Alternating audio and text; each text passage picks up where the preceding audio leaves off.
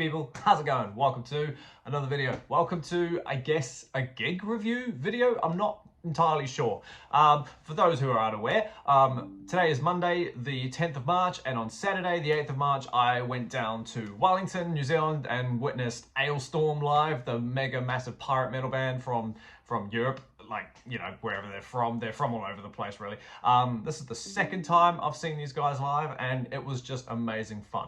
I've been a fan of this band since like 2010-ish, 2009, somewhere around there. So like, these guys, to me, are just always so much fun. Yeah, okay, I don't like everything that they've released, but still, like, whenever I see the posts that they're, you know, releasing new stuff, I always get so excited.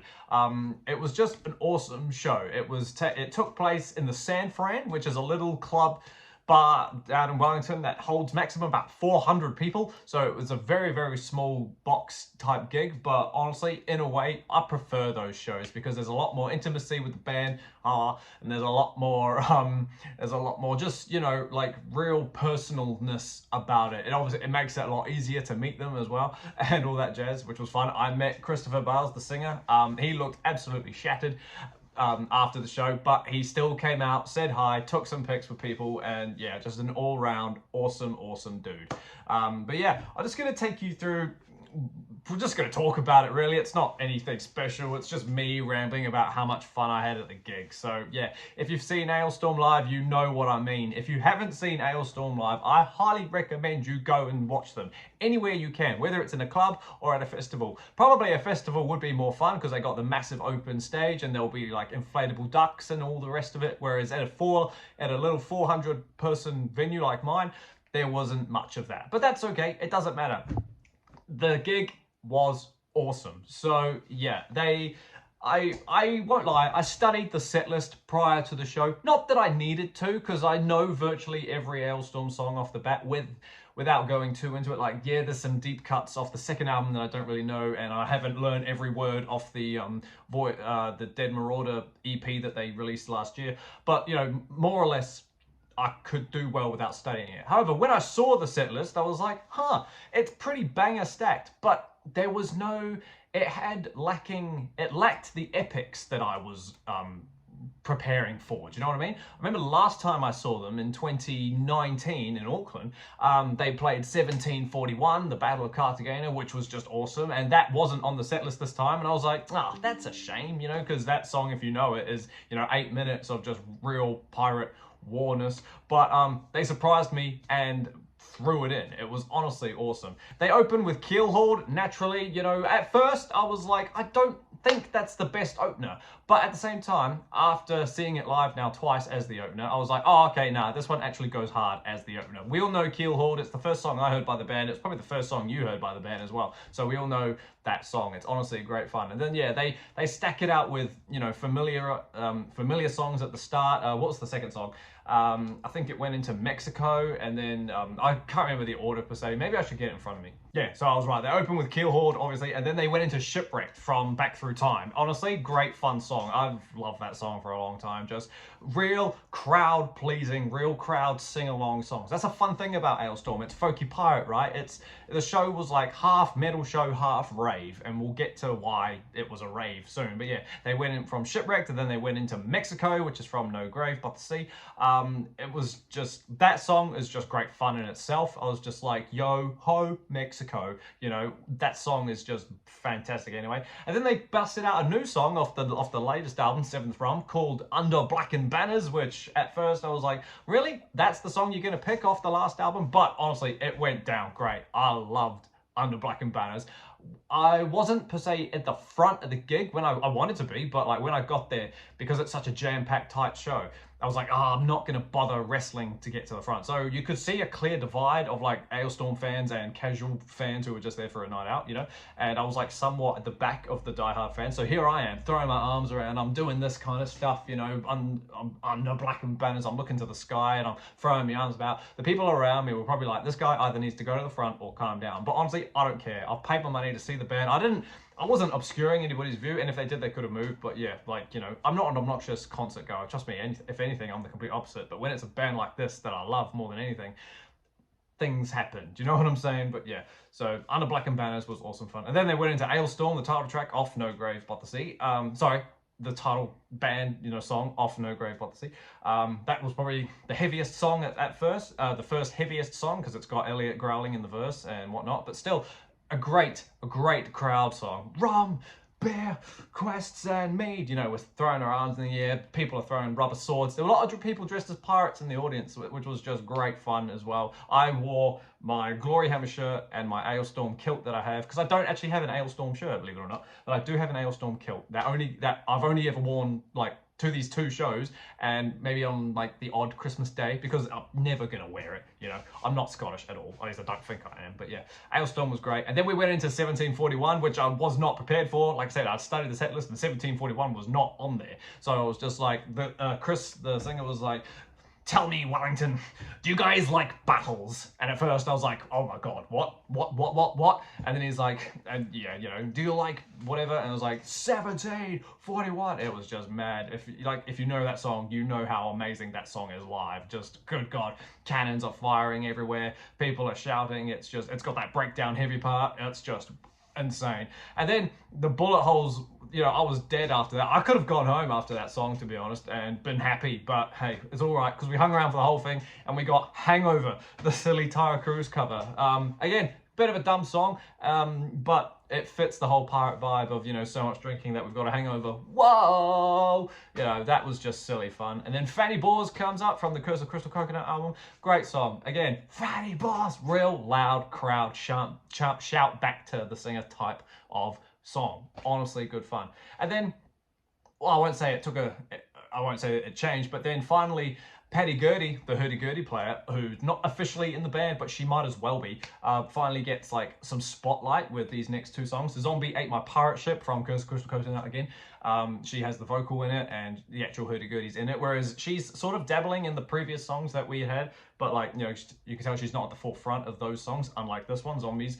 And the next song, Voyage of the Dead Marauder, where she's actually got like a full-blown chorus in it and a duet with Chris at some point in it. But yeah, honestly, Zombies Ate My Pirate Ship is fun. It's a slower song, Soar across the sea, and it's just like cool. Lets you kind of take a break from the heavy moshing until the verse kicks in, dun dun dun dun dun dun dun kind of thing.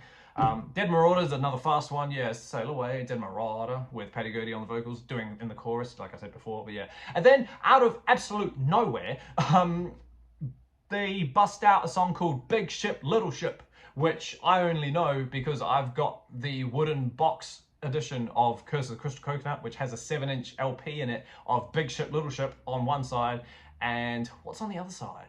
Bassline Junkie. So I was just like, why the heck have they chucked this on the set list? But it went down, the bass part in the middle where the drums just go, it was just like, good God, that was just nuts. And then after that, Onslaught, we slowed down and we got Nancy the Tavern Wench from the debut album. Honestly, great song. Really good to slow down. I expected the crowd, the little crowd that we had, to do the whole rowboat thing on that song that they do on, Aeon and Marth songs, but no one did it. So if I was in the middle, like more closer to the front, surrounded by fans like myself, I might have done it and see what happened. But because I was around people who were jumping up the seams for it, I didn't. But yeah, Nancy the Tavern Wench, great slow song, just real heavy song, that one. And then we got Uzbekistan, which is from the Dead Marauder EP. I forgot how much of a half rave song that is at the end. It's quite a heavy song. It's pirate metal. It's very catchy. It's very fast. But then the second half of it, it goes like full blown techno trap. And the lights came on and they started going disco nuts. It was mad. It was honestly insane. And then carrying on from that, you get PARTY, which was just full blown rave at that point. Pirate rave. Just honestly so much fun. There's a video of me just having so much fun with it. PARTY, which is funny because when I first heard that song, I thought it was super, super dumb. I was just like, this is not why I want to listen to pirate metal. I want to listen to 1741 and No Grave, not PARTY. But after several listens, it grew on me. The key change at the end is what sold it on me. Honestly, it's a great song. And then out of goddamn nowhere again, they hit you with Death Throes of the Terror Squid. I was like, oh, okay. The epic album closer from Back Through Time. Just the closest that Alestorm ever got to black metal. That second half right at the end where it's just, the basses are going again and the vocals are just high pitched and squealy. It's just absolutely disgusting. And I was not prepared for that song either. But I'm glad I wasn't prepared for that, because that song was just such a knockdown of the gig. It was insane. And then technically they ended the show with Shipboat No Fans, which is your pirate ship can eat a bag of dicks, and off the Crystal Coconut album. And that song was always fun. It's a homage to shitting on your fans, you know. It's great. And then they went off for a little while, and then Drink came back. They opened the encore with Drink, which I just Drink. By this point, I'm struggling to stand up. You know, it was just super fun. And then Wooden Leg kicked off, the stupid song that they wrote, but honestly, live, it's great. Wooden leg, wooden leg, wooden leg. Just go, go, go, go, go. I warned my partner, being like, hey, if there's ever going to be a mosh pit song, it's going to be that one. So if you don't want to be part of that, watch out. And yeah, I was right. It did take off, Wooden Leg. It was absolutely insane. And then they brought everyone back down to level with Fucked With An Anchor, which is obviously how they end every show, you know. And then they played Rumble Combo, the 7-second song from Back Through Time.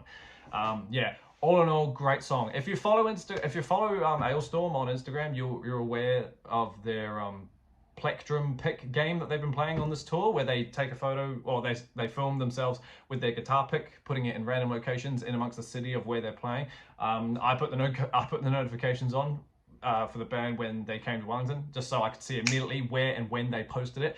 And I got it. It's in my wallet, actually. It's right here. I ran from my hotel room to the, if I'm just going to throw the names out there. I ran from the Wellington's terrace all the way down to Wellington's waterfront, all in the name of getting their plectrum pick. So on that's just a little rubber ducky, and on the other side is the band with the name. So that was pretty cool. I was really confronted with how unfit I am, and then I slowly had to walk back to the hotel, and I'm still in pain now. I've got splint shins, and I'm struggling to walk. But honestly, all in the name of metal, it was great. Christopher signed my No Grave album as well, so I'm awesome with that. I wanted to get the rest of the guys, but they didn't come out onto the floor like Chris did. They were doing instrument stuff and probably just winding down, whereas Chris just went pee and then just went straight onto the floor trying to get a drink. But everyone was like, hey, come do this. But yeah, like I said before, honestly, fantastic show, fantastic band. I would see them again. If they came to Australia but not New Zealand, I would go to the effort to travel to Australia to see them if it's in a big enough place. Honestly, if you haven't seen these guys live, do it. It's an experience, regardless if you're a casual fan or not. You can't listen to these songs and not have a good time. Yes, they're metal and some of them are a bit heavy, but the choruses and the melodies in them, they are just so catchy and so singable that it's just like, yeah, like I say, how can you not like it? It's folky power pirate metal. It's silly, it's dumb, but it's honestly so much fun. I personally love it, and I understand that's not everyone's taste. Some people hate power metal, but like, it doesn't matter. If you want to have a party, listen to these guys. But yeah, let me know down below if you've ever seen Alestorm live. Did you have fun? Did you crowd surf? Did you get a rubber duck? Did you meet the band? Whatever. Tell me about your Alestorm experience, and we'll get jealous of each other's stories. So yeah, thanks for hanging out with me, team, while I sit here and just passionately tell you about my weekend, pretty much. It's honestly been so fun. I'm still recovering, and yeah, can't wait to see them again, whenever that'll be. Keep an eye out for the next video. I'm not sure what it'll be. I think it's going to be a ranking, quite a brutal one for me, and so I'm excited about that. Won't be too far away. But until that happens, everybody, stay inside, stay safe, jam some Alestorm, and I'll see you all in the next video. See you later.